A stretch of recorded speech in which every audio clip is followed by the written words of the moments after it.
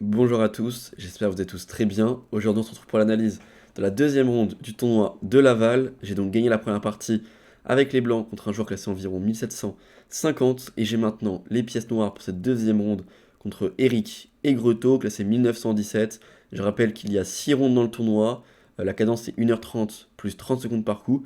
Pas d'incrément au 40e coup comme au championnat de France qui va commencer dans une semaine maintenant. Au moment où sur la vidéo, c'est dans 9 jours. Ça commence dimanche 13, 14, par là. Et ça dure donc une semaine. D'ailleurs, pour tous ceux qui veulent suivre un peu mon tournoi, avec les photos, l'entraînement, je serai dans un Airbnb avec 8, 10 jeunes qui vont jouer le tournoi. Donc voilà, venez sur Instagram si vous voulez voir tout ça. Je vous le mets en description de la vidéo. C'est skyblues-off pour ceux qui veulent suivre tout ça. Et c'est parti pour l'analyse de cette deuxième ronde. Alors, du coup, j'ai donc les noirs contre Eric et Creteau. Il est classé 1917. Clairement, l'objectif, c'est de réussir à gagner cette partie pour ensuite avoir les blancs contre un joueur mieux classé. À la première ronde, le premier Elo a déjà lâché un demi-point. C'est le maître Peyo Duboué, classé 2450, qui a fait contre un joueur classé à peine 1890. Et à la deuxième ronde, à celle-ci, le grand maître table 2, Gebuladze, va faire contre un joueur classé environ 1900. Donc voilà, deux matchs nuls déjà pour les deux gros Elo du tournoi. Ensuite, c'est 2200 ou moins.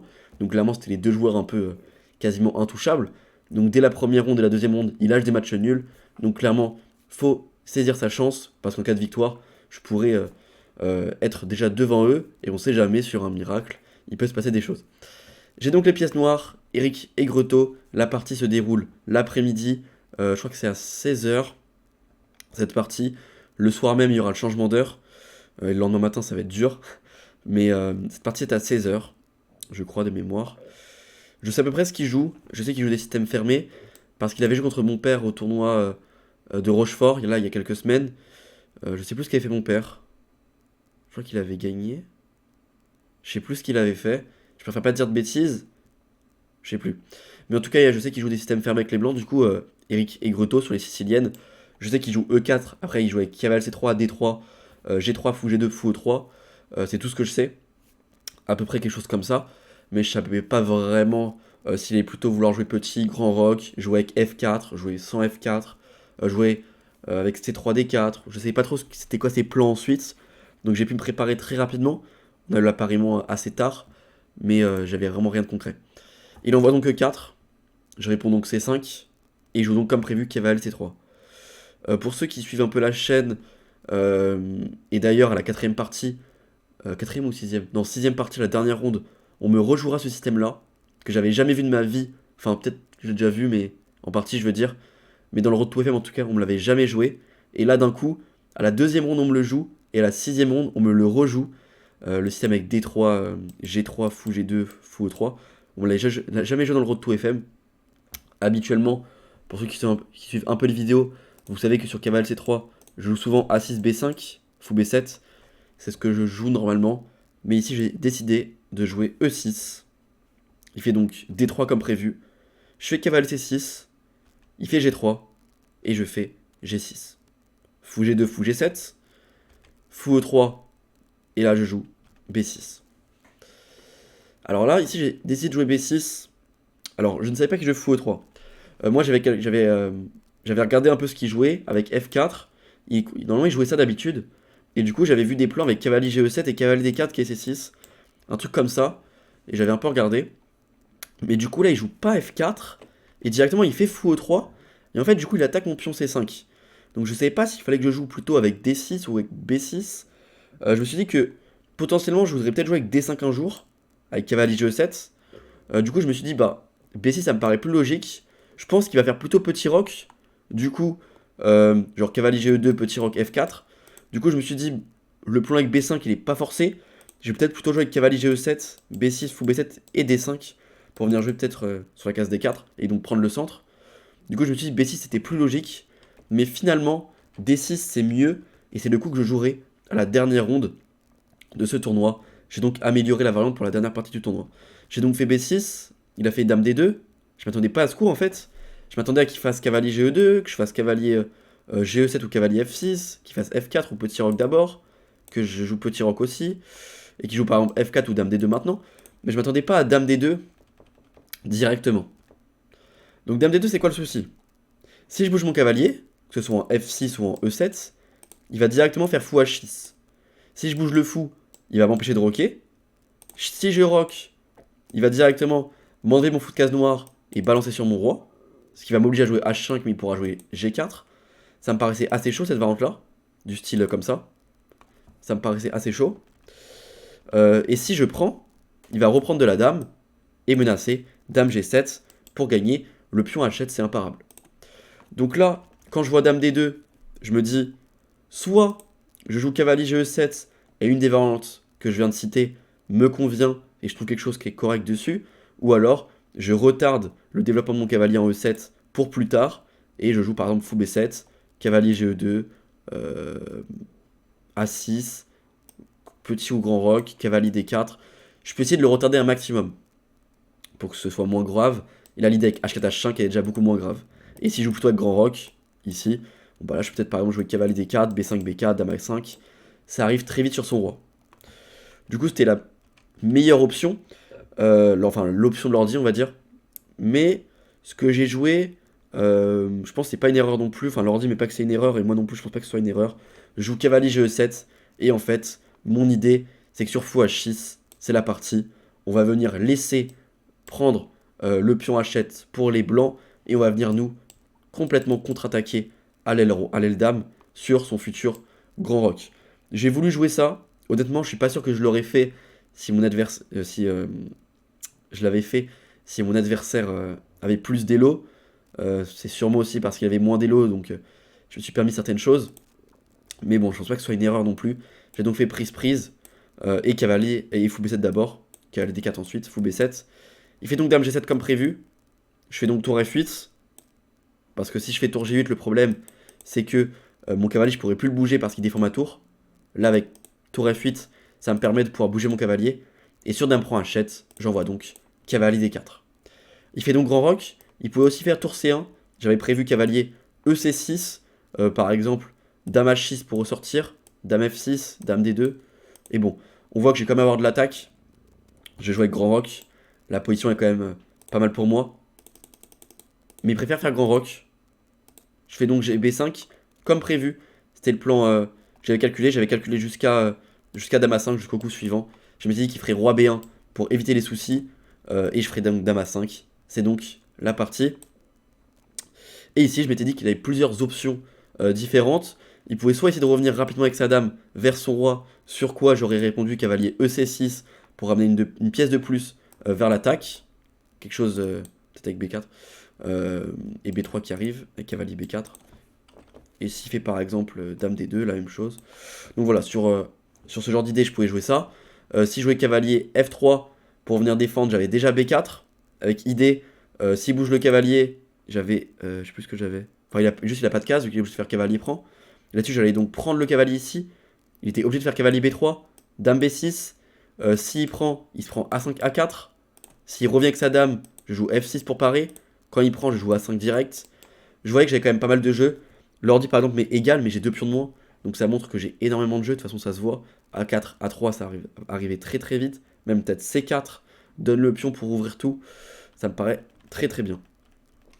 J'avais aussi calculé l'idée avec cavalier GE2 pour venir donc échanger de cavalier comme sur cavalier F3. Pareil, j'avais prévu B4, cavalier prend, pion prend et cavalier B3, ça retranspose. Mais ici, il va jouer un coup que j'avais pas calculé, c'est cavalier CE2. Il va enlever son cavalier de C3 et c'est vrai que du coup, j'ai pas B4 pour venir embêter ce cavalier, c'est plutôt intéressant cavalier E2. Ça permet aussi, si j'échange pas, de peut-être recycler le cavalier en C1 pour venir défendre son roi derrière. Donc le cavalier pourra pas être délogé en C1. Donc c'était plutôt intéressant son coup.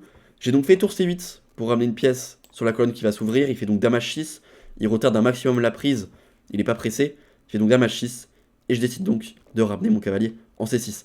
C'est peut-être pas le meilleur coup. Peut-être que je pouvais plutôt jouer B4. Avec comme idée en fait de venir mettre mon cavalier en B5. Peut-être de venir coulisser avec la tour comme ça. Et de venir sacrifier en C3. Il peut y avoir des idées comme ça. S'il fait pas très attention. On va dire H4, il veut se créer le pion passé. Je joue donc... Ah mais là il y a déjà une tactique. Enfin une tactique. Il y a déjà des idées avec cavalier prend C2 là-dessus. C'est vrai que j'avais pas les rêves pendant la partie. Ça c'était intéressant. Je donne la pièce contre un pion, enfin contre deux pions, mais j'ai donc pièce contre un pion, et en fait on va tout ouvrir avec C4. Ça va être très violent. C'est intéressant ça. Mais bon, moi je voulais faire cavalier B5, on va dire G4, et là je peux peut-être déjà jouer tour C6, cavalier C1, tour A6, et en fait on remarque que s'il veut attaquer, il va peut-être se prendre des cavaliers C3 dans la tête, prise, et il peut y avoir des mates qui vont arriver, cavalier GE2, seule défense, cavalier C6, bon l'ordi m'est égal, parce que le cavalier va venir se sacrifier, mais bon, c'est quand même très chaud pour le roi blanc. Donc j'avais ce genre d'idée avec B4, mais j'ai préféré jouer cavalier EC6. Le problème de cavalier EC6, c'est que du coup j'ai pas joué B4, et il peut donc jouer C3, et là j'ai un petit souci, je contrôle pas la case C3, donc je suis obligé d'échanger une pièce, donc je fais donc prise, et je mets un autre cavalier en E5.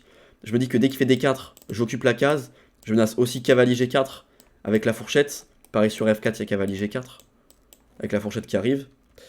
Il fait donc dame D2 pour revenir, je fais donc tour C6, j'essaie de coulisser les pièces, il fait cavalier C1 pour défendre, il défend correctement. Je fais donc D6, il fait F4, cavalier D7, H4 il veut attaquer. Je fais donc tour A6, je passe les pièces, il fait H5, pas le choix, j'envoie prise, je fais tour G8 pour essayer de venir embêter son pion G3. Il fait donc tour H3 pour défendre, je vais essayer de faire roi D8 pour partir avec mon roi, pour pas avoir de problème. Et il fait donc D4, il essaye d'ouvrir totalement la position. Peut-être que tour H7 était plus malin, je l'ai calculé pendant la partie, je m'étais posé la question, est-ce que je pouvais prendre le pion? Mais en fait non, je peux pas le prendre. Tour prend F7, ça va commencer à trop s'ouvrir. La dame va venir coulisser rapidement. Donc c'est trop dangereux. Je suis peut-être obligé de défendre. Et là ça va arriver très vite sur mon roi. Ça va arriver très vite sur mon roi. Du coup il a fait D4. Je fais donc C4 pour essayer de fermer. Parce que si j'ouvre, j'aurai des gros soucis. Il fait donc F5 pour essayer d'ouvrir de l'autre côté. Peut-être qu'il pouvait plutôt jouer tour DH1 pour rapidement doubler. Roi C8, tour H7, tour F8, G4, cavalier F6, tour H8, dame D8, take, dame E2. On voit que ces pièces vont coulisser très rapidement. Et j'ai vraiment une position pas agréable du tout. Pas agréable du tout. Je vais essayer de jouer avec B4, mais c'est assez compliqué. Il fait donc F5, je fais E5, je ferme. Il fait tour DH1 maintenant. Je fais roi 7 pour essayer de m'enfuir. Il fait A3 pour éviter les soucis sur son roi et pouvoir bouger son cavalier en E2. Je fais donc cavalier F6, mais c'est pas le meilleur coup de la position. Ici, en fait, j'ai mal compris. Fallait plutôt prendre le pion en D4 et sur dame prend jouer cavalier E5. Mais c'est vrai que c'est assez bizarre parce que du coup, on s'isole un pion en D6, on se crée des cases faibles, on libère sa dame. C'est vrai que c'est pas très naturel pour moi. J'ai donc fait cavalier F6 avec comme idée d'attaquer ce pion et d'essayer de forcer mon adversaire à jouer D5. Mais en fait, D5 c'est le meilleur coup de la position. Mon adversaire va jouer dame E3. Mais en fait, D5 c'est le meilleur coup. Donc j'ai voulu le forcer à jouer le meilleur coup de la position. Je pensais pas que c'était bon D5. Parce que du coup, il ferme la position, ça bloque mon roi, ça bloque son fou. D'ailleurs, il faut savoir que après cavalier F6, j'ai proposé match nul. Et j'ai essayé de réfléchir, c'est quand la dernière fois que j'ai proposé match nul en partie. J'arrive plus à m'en souvenir. Je pense qu'il y a moyen que ça date de 2023 et pas de fin 2023, vraiment d'il y a très longtemps. Je propose très rarement match nul. Soit on me propose, soit c'est perpète, soit vraiment c'est quand il n'y a plus de pièces sur l'échiquier, il y a tour pion contre tour pion ou des choses comme ça. Mais proposer match nul dans la partie, ça fait très longtemps. Et en fait là je me suis clairement dit dans ma tête, ça sert à rien. Là je vois très bien que j'ai aucune chance de gain. J'ai trop voulu forcer dans ma vie des positions perdantes contre des joueurs moins forts en me disant il est moins fort, il va finir par craquer, je vais l'arnaquer, je vais gagner, et finalement j'ai perdu la partie. Donc je me suis dit, il est moins fort, propose nul, s'il refuse tu joues, mais au moins s'il accepte, t'assures ton demi-point, parce que là clairement j'ai aucune attaque sur son roi, j'ai aucune attaque au centre, j'ai aucune attaque à l'aile roi, il n'y a que lui qui peut faire le jeu, donc j'ai aucune chance. Bien sûr, il a refusé, et il a joué dame E3. J'ai donc fait cavalier G4, il est revenu en D2, et je suis revenu en F6. Je propose la perpète, s'il revient, je reviens. Ici, encore une fois, fallait que je fasse plutôt prise de cavalier E5. Et lui, il fallait plutôt qu'il fasse D5. C'est vrai qu'on avait tous les deux pas le bon plan. Il fait donc tour E1 pour défendre son pion et éviter la perpète. Je fais donc tour G4. Je vais absolument venir taper ce pion E4. Et il finit par jouer le bon coup D5. Sans trop, je pense, comprendre tous les deux pourquoi c'est un bon coup. C'est vrai qu'il bloque mes pièces, mais il bloque les siennes aussi. Je fais donc dame B6. J'essaye de recycler mes pièces. Il fait fou F3. Je reviens. Il fait dame H2. Je fais fou C8. Il fait tour H6. Je fais cavalier D7. Il fait tour H7. Je fais F6. J'essaye de tout barricader. Je mets vraiment les barbelés à fond. il met fou H5, j'envoie B4. Et là, je me dis, ok, j'ouvre tout. On n'a plus que 10 minutes tous les deux à la pendule. On va commencer dans le Zeitnot. J'essaye de tout péter, parce que si j'attends, il va juste petit à petit venir ramasser mes pions avec les clouages. C'est un carnage. Tac. Il va juste faire fou F7, fou E6, dame H4. C'est un carnage. Je fais donc B4. Je me dis que s'il prend du pion C, je vais avoir des idées du style C3 pour venir tout péter. Essayer de rentrer en A3. Et s'il fait plutôt A prend, c'est la partie.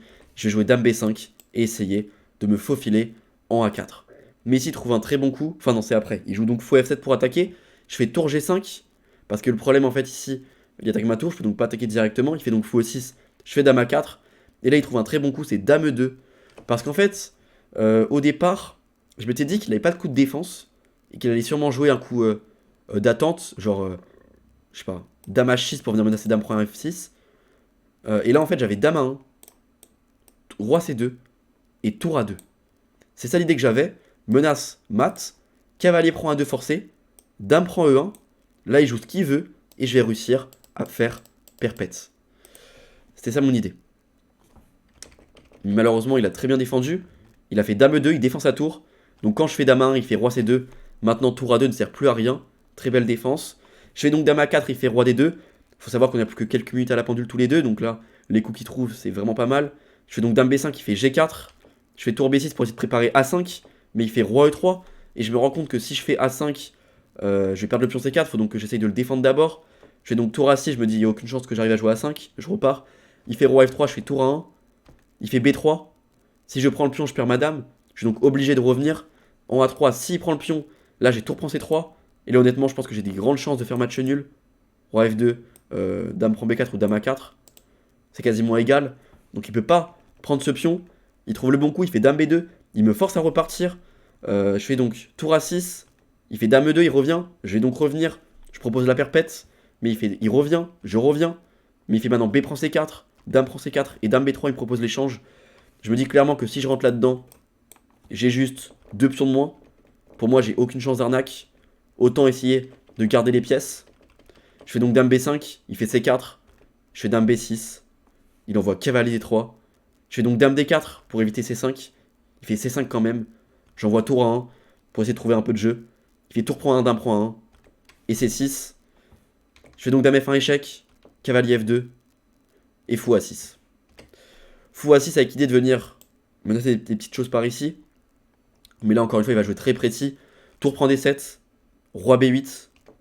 B5. Très bien joué. Si je prends le pion, je me prends tour B7. Je fais donc roi A8. Et là, je me dis, en vrai, il y a un monde. Il a plus que 30 secondes à la pendule. Il se précipite sur pion prend fou. Et il se prend une dame folle, tour folle.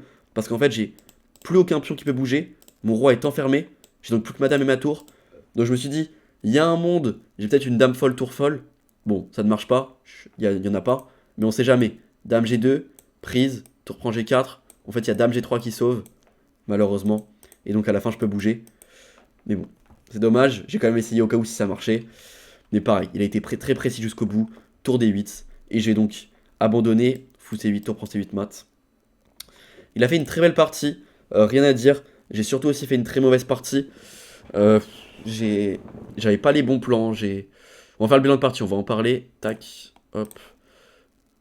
J'ai vraiment mal joué. Et du coup, je me retrouve à 1 sur 2. Ça fait chier, ça fait chier. Il va falloir gagner les 2 prochaines parties pour revenir et jouer un joueur plus fort. Prochaine ronde, je vais jouer un joueur classé 1800 et quelques. C'est pas non plus trop bas, ça va, ça reste des parties cool. Et en cas de victoire, je jouerai à 1900 et quelques, donc ça va.